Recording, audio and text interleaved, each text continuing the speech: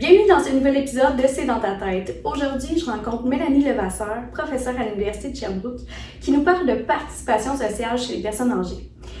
On va parler de c'est quoi, en quoi ça diffère d'une activité de loisir normale, puis de comment est-ce qu'on peut faire pour favoriser la participation sociale des personnes âgées. Sans plus attendre, je vous laisse avec la suite du balado. Bonne écoute!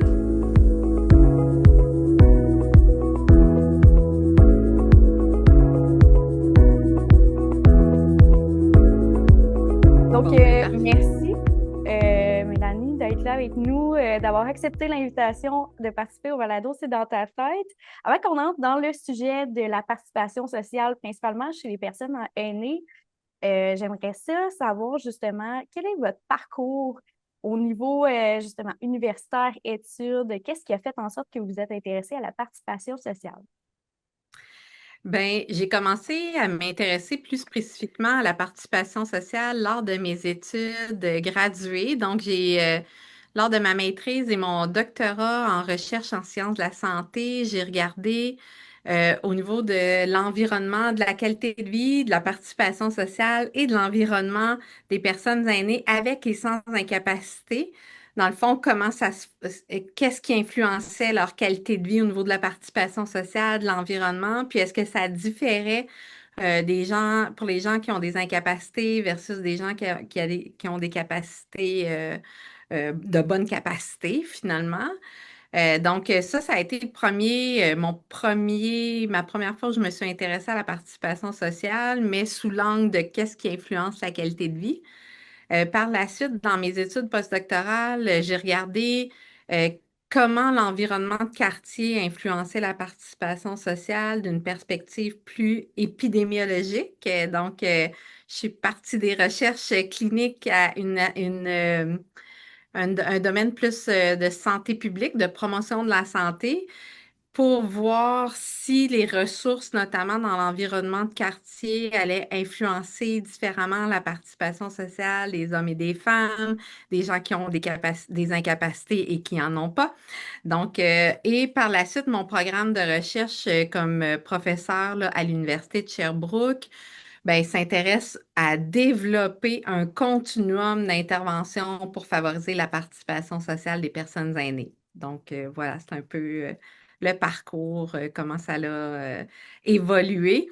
Et ce qui est amusant de savoir, c'est que ma directrice de maîtrise doctorat étudiait davantage la mesure, les besoins de participation sociale. Puis quand moi, je suis arrivée avec une dimension plus intervention, ben, les cliniciens avec qui je travaillais étaient très enthousiastes et attendaient enfin des études plus d'intervention, là. C'était chouette là, d'arriver avec un terrain préparé, de bonnes mesures, une belle documentation des besoins, etc. Ah, c'est super, Voilà. oui. Puis, dans le fond, là, c'est ça, tu sais, on a parlé de participation sociale, là, vous êtes vraiment calé là-dedans. J'aimerais ça savoir, d'une part, là, comment est-ce que vous définiriez c'est quoi la participation sociale? Tu sais, chez les personnes Ben, âgées, mais aussi, tu sais, tout le monde, mais particulièrement chez les personnes âgées. Ça donne bien parce on a recensé plusieurs définitions de la participation sociale, puis en plus, on a retravaillé ces définitions-là avec la perspective des personnes aînées elles-mêmes. Donc, quand Mm. on parle de participation sociale, la majorité des études ou des définitions originales de ce concept-là mise sur l'implication de la personne dans des activités qui vont lui procurer des interactions avec les autres. OK. Par exemple, ça a souvent lieu dans la vie communautaire ou dans la communauté, dans des milieux partagés, évidemment. Puis, ce qui est important aussi de prendre en compte, c'est que ça va évoluer dans le temps, puis ça va être selon à la fois les intérêts de la personne, les ressources, à la fois ses ressources personnelles, donc on parlait d'incapacité tantôt, ben, dépendant des capacités des gens, mais aussi les ressources de son environnement. C'est quoi l'offre de participation sociale qu'il y a dans l'environnement? Puis aussi, ben, puis qui va différer si on reste en ruralité, par exemple, ou en centre métropolitain.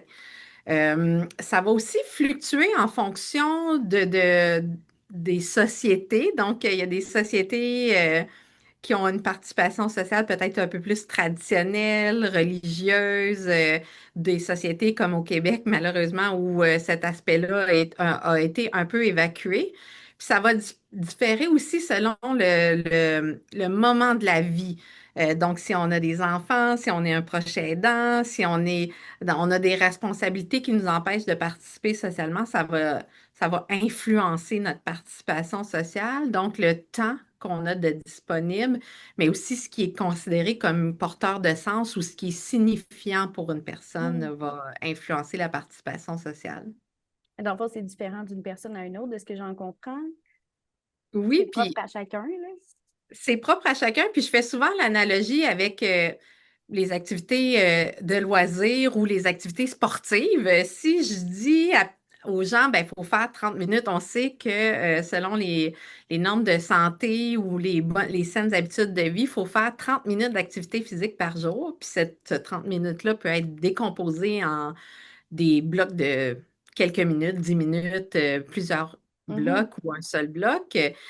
Mais si je dis aux gens, ben, à partir de maintenant, ça va être du jogging. Vous allez faire votre 30 minutes d'activité physique en faisant que du jogging. Ben, il y a certaines personnes qui vont me dire, ben, moi, c'est pas intéressant. Moi, j'aime pas faire du jogging. Je veux pas faire ça. Mhm. Donc, c'est de trouver l'activité physique qui est la plus porteuse de sens, qu'on aime. Pour une personne, ça peut être de faire de la natation. Pour une autre personne, ça peut être de faire de la randonnée, etc. Ben, c'est la même chose pour la participation sociale. Il y a des gens qui vont militer pour les droits des aînés, qui vont s'engager au plan politique, au plan de leur communauté. Puis il y en a d'autres pour qui ça va être plus de recevoir de la famille, des amis à la maison, de participer à certaines activités de loisirs dans la communauté. Donc, ça peut varier vraiment d'une personne à l'autre. Ouais. Puis là, on a fait le lien avec les loisirs. Mais justement, ce que je me demandais, c'est en quoi ça se différencie d'un simple loisir, là, tu sais, comme quelque chose qu'on fait pour le plaisir, comme on a parlé de jogging, mais ça peut être le jardinage, peu importe. En quoi la participation sociale, ça se différencie de ça? Bien, souvent, il y a certaines activités de loisirs qui peuvent être réalisées seules, voire même qui sont des activités solitaires, comme faire des mots croisés, qui peuvent être faites seules, la lecture, mais qui peuvent aussi se transformer en activités de participation sociale si OK. on lit un livre puis on échange avec une autre personne sur le dit livre, ben là, ça prend une toute autre dimension. Donc, dépendant des activités, même on peut jouer à certains mots croisés à plus d'une personne. Donc, Mhm. dépendant de comment on va la réaliser, cette activité-là, ben, il va y avoir une interaction ou pas entre les personnes. Puis c'est là que c'est le cœur de la participation sociale, là. Il faut qu'il y ait une interaction entre un ou plusieurs individus. Puis souvent, cette interaction-là, elle peut avoir un objectif, on peut avoir un but commun, donc de réaliser un document qui, par exemple, décrit qui fait un portrait de la participation sociale des aînés au Québec. Donc, on pourrait travailler toutes les deux ensemble pour rédiger un tel document.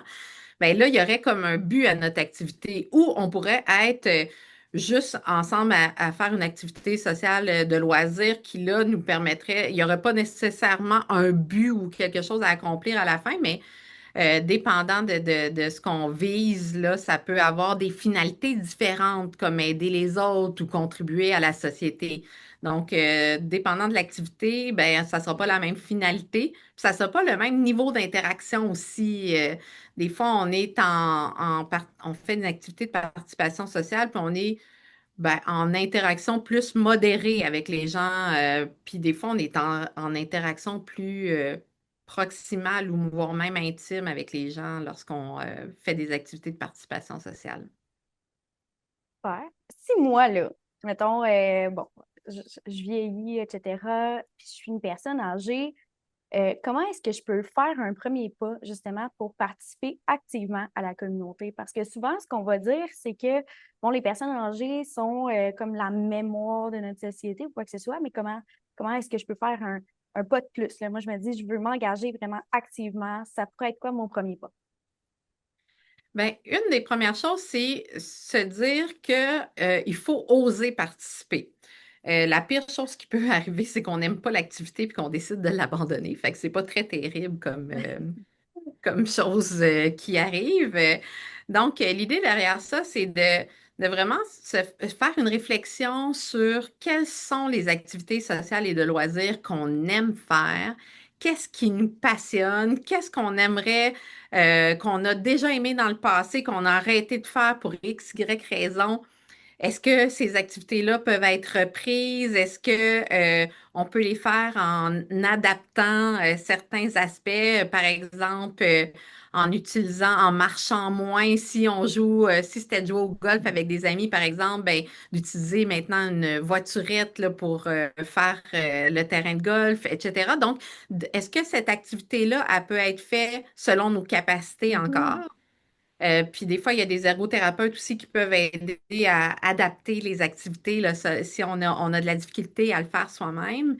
Et le secret, c'est vraiment de se fixer des objectifs réalistes, mesurables, atteignables. Donc, par exemple, si c'est d'aller marcher avec quelqu'un du voisinage, ben, ça peut être de se dire, ben, je vais y aller au moins 2 fois par semaine, 30 minutes, à telle heure, avec telle personne. Donc, de le concrétiser, puis de voir c'est quoi les barrières qu'on a, puis d'essayer de limiter ces barrières-là. Si c'est, bon, on est gêné de demander à telle personne, ben, ça peut être peut-être de joindre un club de marche à ce moment-là qui Mhm. serait dans le quartier déjà. Donc, on n'aurait pas à solliciter une personne pour y aller spécifiquement. Donc, c'est de faire un peu un inventaire de quelles sont nos barrières à réaliser cette activité-là, puis comment on peut le mettre à notre agenda finalement. Super. Mais tu sais, là, on parle de participation sociale pour les aînés, mais tu sais, globalement, là, on en a parlé un peu, c'est tellement important pour une bonne santé mentale, la participation sociale, tu sais. Mais pourquoi c'est encore plus important quand on est une personne âgée? Ben, c'est parce que c'est un facteur protecteur de l'isolement et de la solitude. Mhm. Puis, quand on avance en âge, ben, on est plus à risque d'isolement et de solitude quand on est une femme, quand on est issu d'une ethnicité, euh, quand on vit seul, quand on est veuf ou divorcé. Donc, avec l'avancée en âge aussi, il y a plus de personnes qui vivent seules ou qui sont veuves. Lorsqu'on a de faibles revenus aussi, donc s'il y a des défis supplémentaires, on sait que Ouais. en vieillissant, des fois, les revenus diminuent. Le fait aussi d'avoir des problèmes de santé peut être un frein à la participation sociale. Donc, puis le réseau aussi social d'une personne qui va s'effriter naturellement en vieillissant parce que notre réseau, ben, il y a des personnes qui décèdent, à la fois dans notre famille, mais aussi dans nos amis. Il y a des personnes qui vont déménager en résidence, par exemple, Mhm. donc qui vont quitter le quartier. Donc, tout ça, ça va faire en sorte que c'est des facteurs qui vont augmenter le risque de solitude et d'isolement. Puis ça, c'est bien documenté que la solitude puis l'isolement, ça a des effets délétères sur la santé, le bien-être, les symptômes dépressifs, mais aussi tout ce qui est maladie chronique. Donc, au niveau de la prévention des maladies chroniques aussi, ça va avoir une influence importante. Donc, il y a des études qui ont montré que même le risque de mortalité est 2 fois plus grand chez les personnes isolées puis pas intégrées dans leur communauté, dans leur réseau. Donc, c'est pas anodin comme élément, comme importance, là. Mhm. Puis, Ben non. ben, quand on arrive en avançant en âge, ben, souvent, on prend notre retraite. Donc, on se coupe d'un certain milieu où il y avait des nouvelles personnes qu'on rencontrait, des interactions à tous les jours, etc. Fait que Mhm. pour certaines personnes, ça peut être, tu sais, souvent, on rencontre des gens à l'épicerie ou dans des commerces, etc., puis on est relativement pressé. Puis quand on est des travailleurs avec une famille ou un proche aidant, ben, puis là, on interagit peut-être rapidement, un peu trop rapidement avec certaines Ouais. personnes, mais il ne faut pas perdre de vue que c'est peut-être la seule interaction que ces gens-là ont eue dans leur journée. Fait que c'est énorme, là, comme quand on y pense. Donc, des fois, de prendre plus le temps d'interagir avec ces gens-là, ben, ça peut faire une réelle différence. Je pense que ça fait vraiment. le pont parce que justement, ce que je me demandais, c'est en tant que, tu sais, en tant que personne intervenante ou en tant que proche, là, justement, d'une personne plus âgée, etc., tu sais, qu'est-ce qu'on peut faire pour soutenir la participation citoyenne, de la participation sociale, en fait, des gens qui sont proches de nous?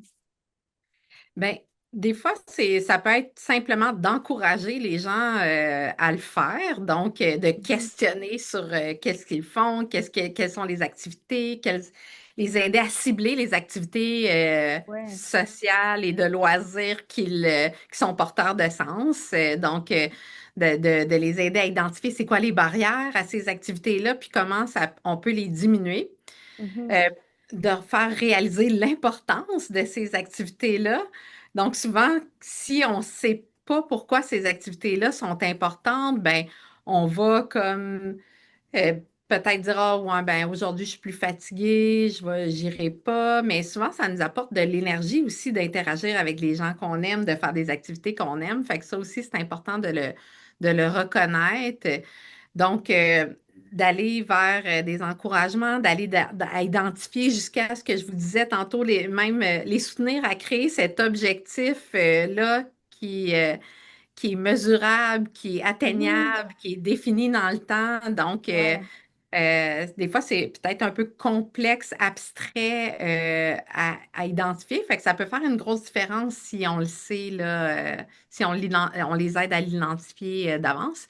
Des fois, ça peut être aussi de les inviter lorsqu'on participe socialement. Donc, les activités, de plus en plus, les municipalités, les communautés tentent de faire des activités euh, Intergénérationnel, souvent, des, ouais. oui, exactement, des activités sociales et de loisirs pour rejoindre toutes les générations, mais aussi tous les gens d'une communauté, que ce soit les personnes aînées, mais aussi les jeunes familles, les Mhm. enfants, les adolescents. Donc, de plus en plus, les activités d'une municipalité sont réfléchies pour les événements aussi, sont réfléchis pour que tous y trouvent son compte finalement. Donc, ça peut être aussi très porteur là, de les inviter à certaines activités, voire même de réfléchir des fois à un habitat intergénérationnel.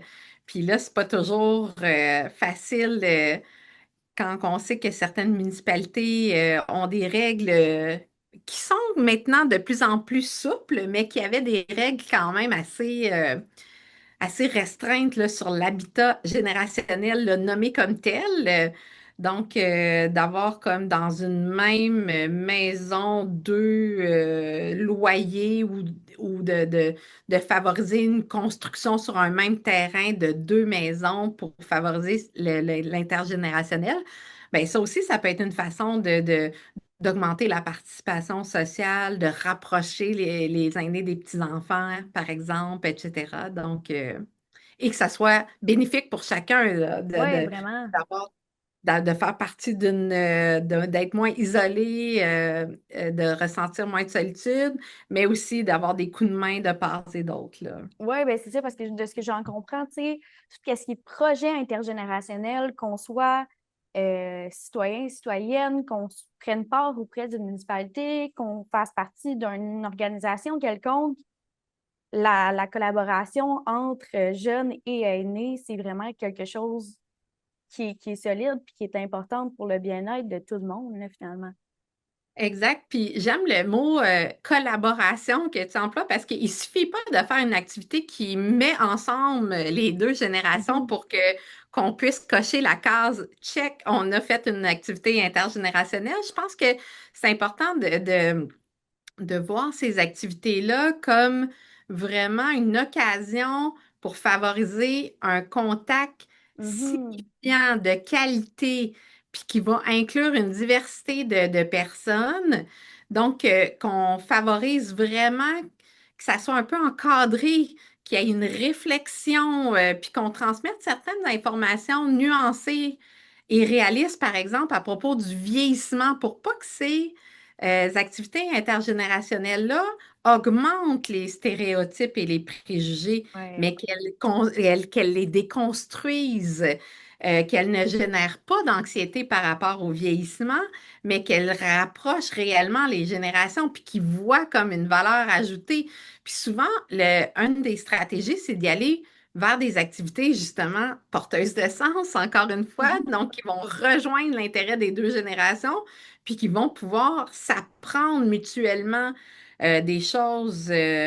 Par exemple, la photographie ou les arts, la lecture, donc tout ce qui est culture, art est souvent comme Mhm.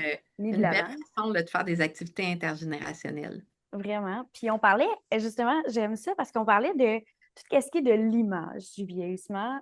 Puis, c'est quoi, selon vous, les effets de la participation sociale sur justement cette image-là qu'on se fait du vieillissement?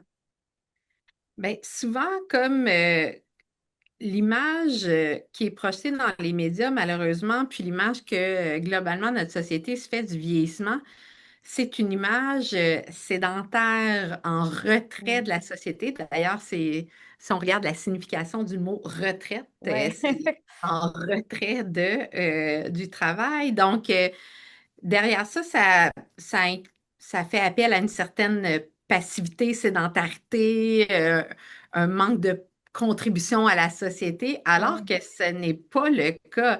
Puis, je pense qu'il faut faire attention là, à l'âgisme, donc les stéréotypes, les préjugés, la discrimination en lien avec l'âge, qui peut se faire d'ailleurs aussi envers les jeunes, mais qui est très fréquente envers les aînés. Oui, vraiment. Puis, puis ça, cet âgisme-là, cette façon de ne pas reconnaître la contribution des aînés à la société, ben, ça va teinter finalement ce qu'on la place qu'ils ont dans la société, voire même leur participation sociale. Donc, certains vont vouloir rester en retrait, vont se dire ah ben ça, c'est plus de mon âge. Je peux Ah plus ben faire ça, ça c'est si on l'entend, là. exactement. Puis des fois, juste on a une diminution, il arrive une certaine diminution des capacités, notamment visuelles. Puis vous Mm. voyez là, mes lunettes, mais aussi auditives, sensorielles, des capacités physiques, de l'endurance, de la force qui peut subvenir en vieillissant, quoique on peut travailler pour les entraîner, ces capacités-là, puis les maintenir. Donc, il ne faut pas oublier ça. Mais l'idée derrière ça, c'est qu'avec une diminution de certaines de nos capacités, ben, on ne réalise plus les activités, notre contribution à la communauté, à la société, est plus tout à fait la même. Mhm. Puis pour certaines personnes, ça peut décourager de continuer de s'intégrer, de s'impliquer, de contribuer à la société. Fait que c'est d'autant plus dommage quand on va comme voir un peu notre rôle comme étant en retrait, puis que les médias vont contribuer à construire une image qui est majoritairement négative, où la parole est rarement donnée aux aînés notamment. Donc tout ça, ça va nous rendre un peu aveugles de l'aspect qui est la belle période de vie qui est celle du troisième ou du quatrième âge, où Mhm. là, on a une plus grande liberté, souvent parce qu'on a moins de contraintes et de responsabilités, notamment en lien avec le travail. Puis, on peut contribuer d'autant plus à la vitalité économique, à l'entraide, à la vitalité communautaire. On peut s'engager sur le plan politique, travailler au niveau, contribuer à la culture, à l'identité collective. Donc, tout ça, ça fait en sorte qu'on ne reconnaît pas tant que plusieurs aînés travaillent et ont Ben une oui. expérience de vie inestimable, Mhm. que ces personnes aînées-là ont été des activistes, des agents de changement. Hein. Là, la génération qui arrive à la retraite, c'est les baby boomers. Ces gens-là ont vécu des changements, ont été au premier plan de changements sociétaux incroyables, donc ils ont contribué, milité à l'avancement des droits. Ils aident les autres personnes, que ce soit au niveau du bénévolat formel, informel, sont des Mhm. sages qui sont consultés, participent aux décisions, etc. Donc, il y a plusieurs façons de reconnaître l'engagement des aînés. Puis, je lisais même une étude qui dit que il est estimé que les aînés donnent au cours de leur vie environ 50% plus de ce qu'ils vont recevoir. Puis que ça, c'est un phénomène, malheureusement, qui est souvent ignoré par les médias, par les politiciens, mais par la société générale. Fait que quand on remet ça en perspective, ben, on voit que ben, il y a une contribution là, importante des aînés. Oui, quand même, là, c'est assez impressionnant, là, 50 là, c'est pas rien, honnêtement. Mon Dieu, c'est tellement des belles paroles. Je pense qu'on pourrait continuer pendant des heures et des heures. Mais pour finir, j'ai le goût d'y aller sur une note positive, comme quoi, ben justement, nos aînés, on peut leur faire de la place, puis il y a de la place dans nos milieux, dans nos institutions, par exemple, dans nos municipalités, dans nos organisations. Comme, ce serait quoi les conseils que vous donneriez aux municipalités, aux organisations qui veulent davantage créer de l'espace là, pour la participation des aînés? C'est quoi les conditions qu'il faut mettre en place pour que ce soit plus inclusif et que ce soit accessible au plus de gens possible? Bien, c'est une bonne question. Puis d'ailleurs, on travaille actuellement avec la ville de Sherbrooke à créer un guide des bonnes pratiques pour favoriser la Excellent. participation sociale, pas seulement des aînés, mais de tous, dans un contexte où souvent on pense à l'accessibilité physique, donc aux barrières, aux seuils de porte ou aux escaliers, etc., comme étant une des composantes importantes lorsqu'on organise une activité sociale et de loisirs. Mais il faut penser à l'accessibilité aussi sociale. Donc, comment les gens sont accueillis? Est-ce que les gens sont accompagnés et se sentent bienvenus dans l'activité? Est-ce qu'on les aide à faire des liens avec les personnes qui sont peut-être qui participent plus fréquemment à cette activité-là? Actuellement, il y a une foule d'activités sociales et de loisirs qui existent déjà dans les municipalités, dans les organismes, mais souvent sont méconnus. Donc, est-ce qu'on diffuse l'information par rapport à ces activités-là? Est-ce qu'on invite adéquatement les gens? Est-ce qu'on facilite le transport des gens pour participer à ces activités-là? Puis, est-ce qu'on s'est questionné quant à ces activités-là, si elles rejoignent adéquatement les intérêts mais Ouais. aussi selon les capacités des gens. Est-ce qu'elles sont trop difficiles? Est-ce qu'elles sont gratuites pour rejoindre les gens à faible revenu? Est-ce qu'elles sont données à un horaire dans la journée où ça nous permet de rejoindre plusieurs personnes? Puis souvent, il ne faut pas sous-estimer aussi le libellé de l'activité. Donc, si on appelle une activité pour les 50 ans et plus, pour les 60 ans et plus, sur les 75 ans et plus, ben là, on se coupe tout l'aspect intergénérationnel dont on discutait tantôt. Donc, l'idée derrière ça, c'est vraiment de penser les activités. Bon, des fois, c'est nécessaire de mettre un certain niveau de difficulté, par exemple, yoga avancé ou yoga Ouais. débutant, mais pourquoi y accoler forcément un âge? Donc, pourquoi Mhm. pas faire de cette activité-là une opportunité intergénérationnelle? Puis faire en sorte on y transmet une vision positive du vieillissement parce que il y a une autre aussi donnée qui m'impressionne beaucoup, c'est que les aînés qui ont une perception positive du vieillissement vont vivre en moyenne 7,5 années de plus que les autres aînés qui ont une perception plus négative du vieillissement. Quand Fait que quand même. on sait ça, ben, je pense faut favoriser cette perception positive du vieillissement. Absolument, absolument. Ben écoutez, moi, ça me donne tout plein d'idées. Honnêtement, j'apprécie énormément. Merci beaucoup d'avoir accepté cette entrevue. Ça serait vraiment pertinent. Je pense qu'on pourrait même en faire un deuxième épisode, puis on pourrait aller creuser un petit peu plus loin. Mais pour le moment, merci beaucoup, Mélanie, d'avoir été avec nous. C'était vraiment super intéressant.